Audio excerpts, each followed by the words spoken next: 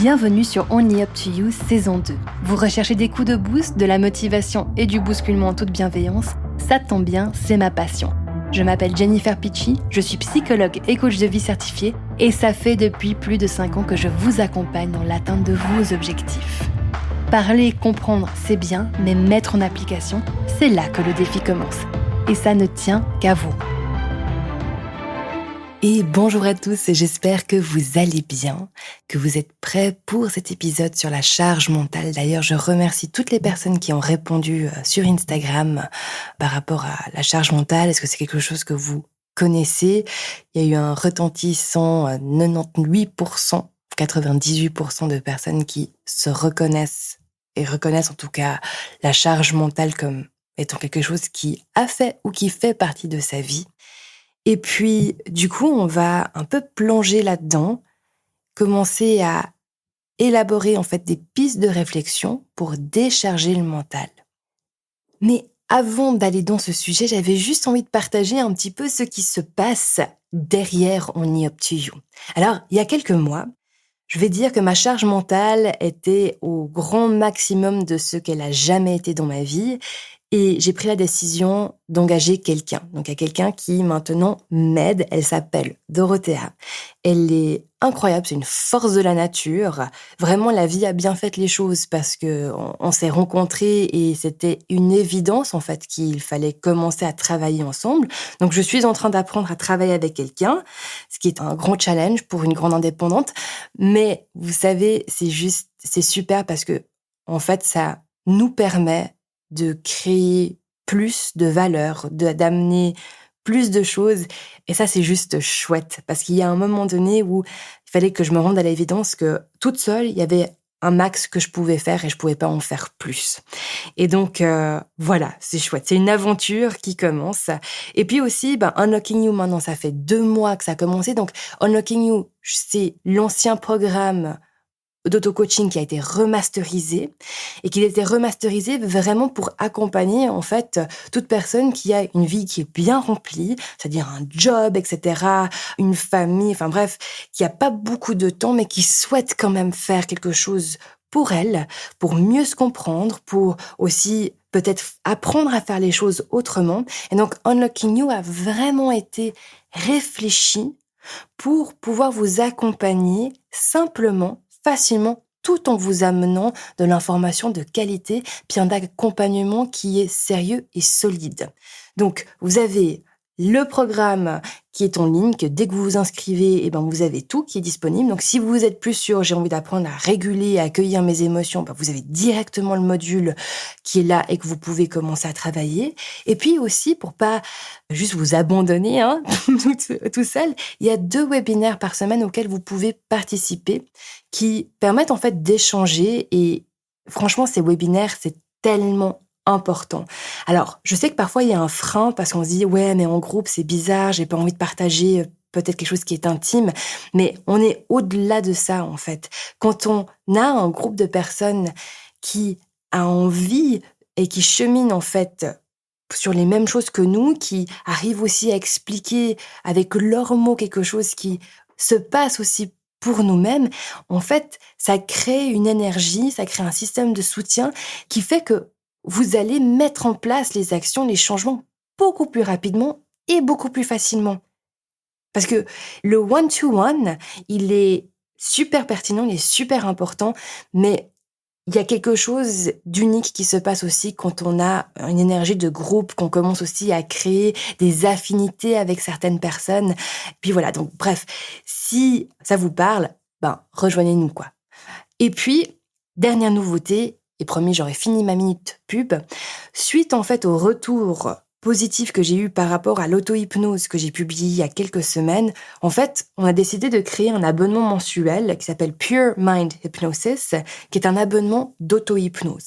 C'est-à-dire que tous les mois, il y a une nouvelle auto-hypnose qui s'ajoute à la bibliothèque et qui vous permet en fait de, chez vous, du confort de chez vous, de pouvoir prendre un moment pour vous apaiser. Donc chaque auto-hypnose est aussi accompagnée par une séance d'EFT. Donc l'EFT, c'est Emotional Freedom Technique, c'est du tapping Quand on fait de l'EFT, on a l'air un petit peu bizarre, c'est vrai, mais l'EFT est tellement puissant et impactant que, en fait, je me dis: «Mais comment est-ce que je peux amener le plus de valeur pour vraiment commencer à créer un mieux-être chez les personnes rapidement?» Donc l'idée de l'EFT, c'est on travaille sur le corps, parce que comme vous le savez, en fait, votre tête, elle est accrochée à votre corps. Donc votre corps communique aussi avec votre tête et va donc aussi influencer comment vous vous sentez. Et prenons par exemple si vous êtes très tendu parce que soit vous avez beaucoup de frustration, de colère ou de stress, et ben le corps, il va cristalliser en fait cette émotion, ces sensations.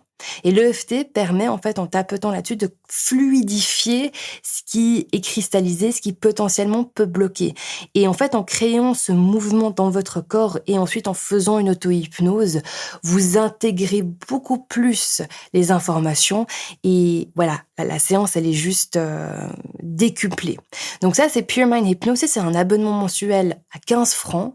Donc si vous êtes sensible à l'auto-hypnose, si c'est quelque chose qui vous parle, ou bien même que vous cherchez une solution pour apaiser votre mental, pour avoir en fait une stratégie d'hygiène mentale, si j'ose, ben peut-être que ça, c'est la voie qu'il vous faut.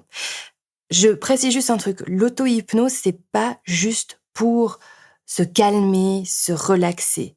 Il y a de ça, mais ça peut aussi augmenter votre concentration, votre focus.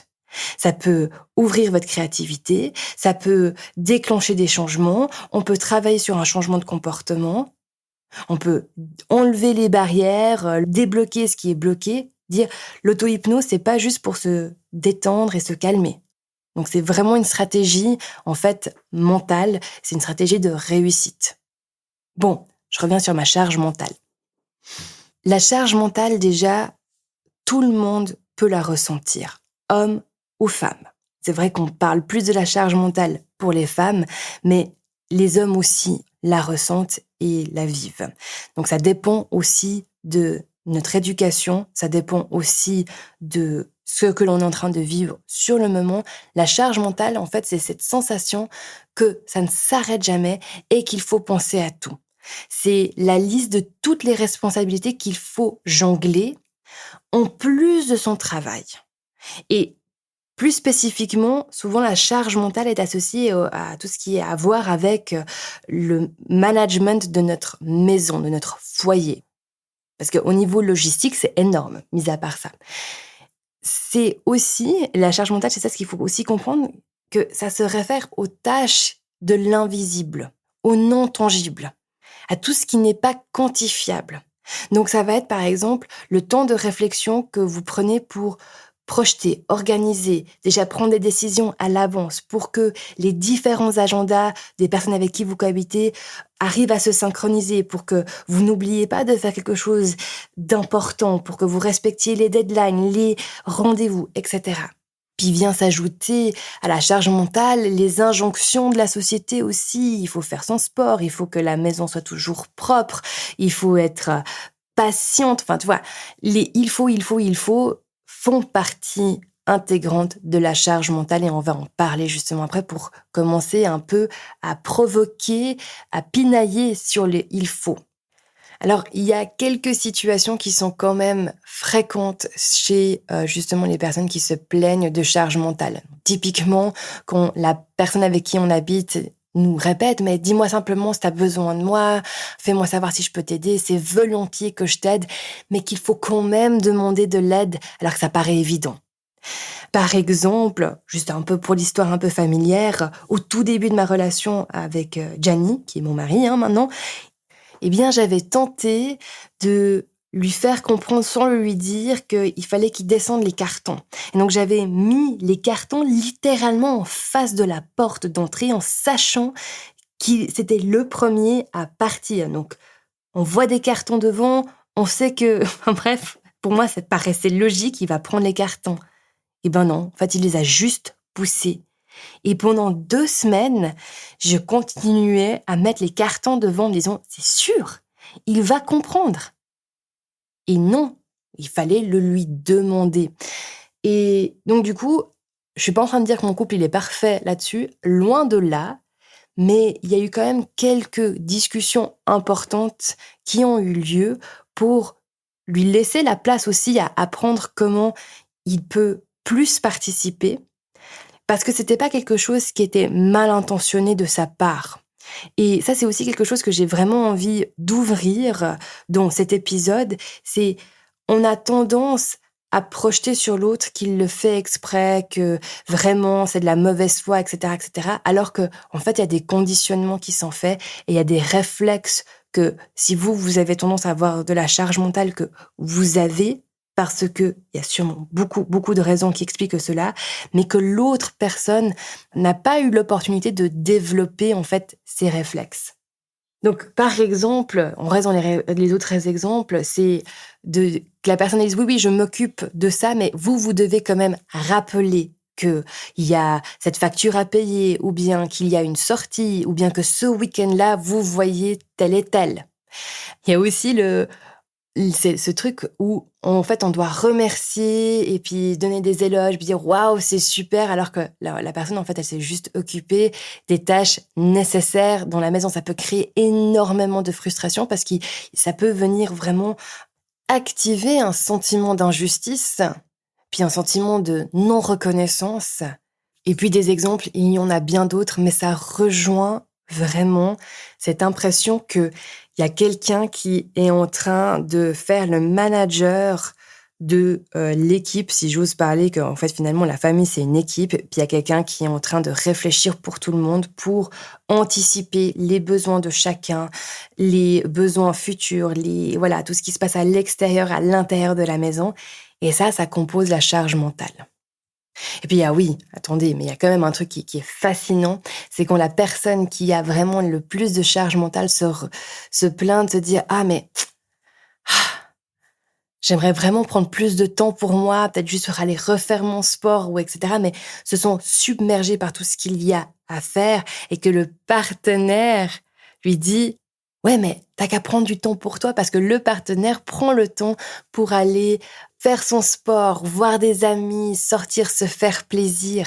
Et donc, si vous reconnaissez qu'il y a ce déséquilibre, eh ben, il y a une première chose à comprendre et qui n'est pas des plus faciles et qui n'est en tout cas pas articulée pour vous culpabiliser puis vous dire que vous faites faux.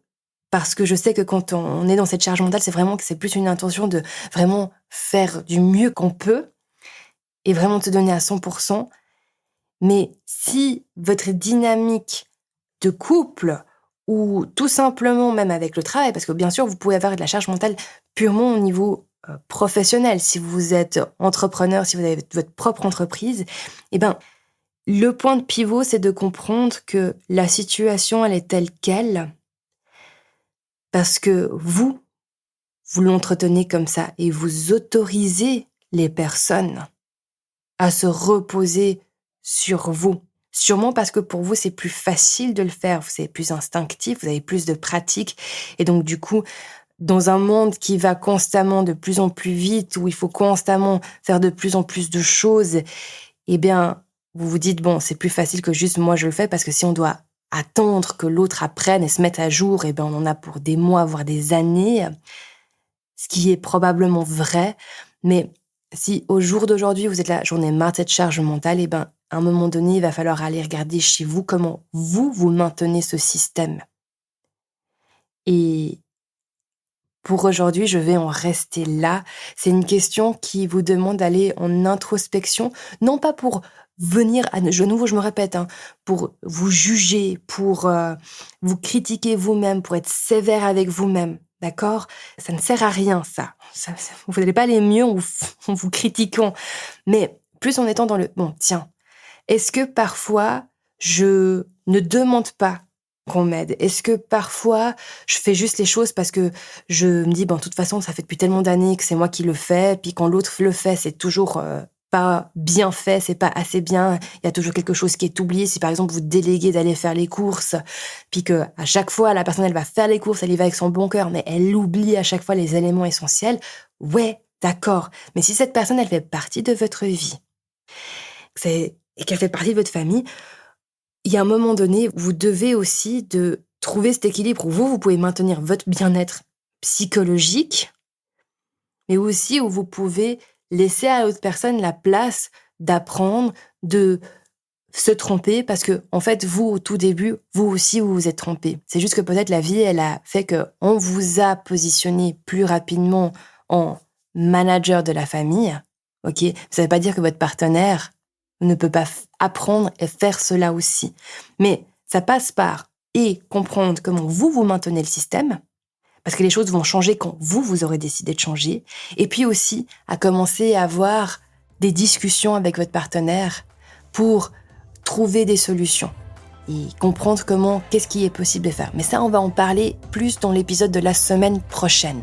Je vous remercie pour votre écoute et je vous dis à la semaine prochaine. Hey, si vous aimez ce contenu, n'oubliez pas de vous abonner à la chaîne et à la newsletter afin d'être tenu au courant des nouveautés. Aussi, si vous êtes prêt ou prête à passer à la prochaine étape, venez nous rejoindre sur Unlocking You. C'est le programme de coaching destiné à tout professionnel ambitieux et déterminé qui ne souhaite plus compromettre sa santé mentale et ses relations pour son travail. Si vous avez envie d'aller encore plus loin, le programme Game Changer est fait pour vous. C'est un programme premium exclusif, du one-on-one avec moi qui active les 5 piliers de la haute performance, vous permettant de déclencher les changements et libérer tout votre potentiel sans exploser en plein vol. Vous avez tout en note de podcast.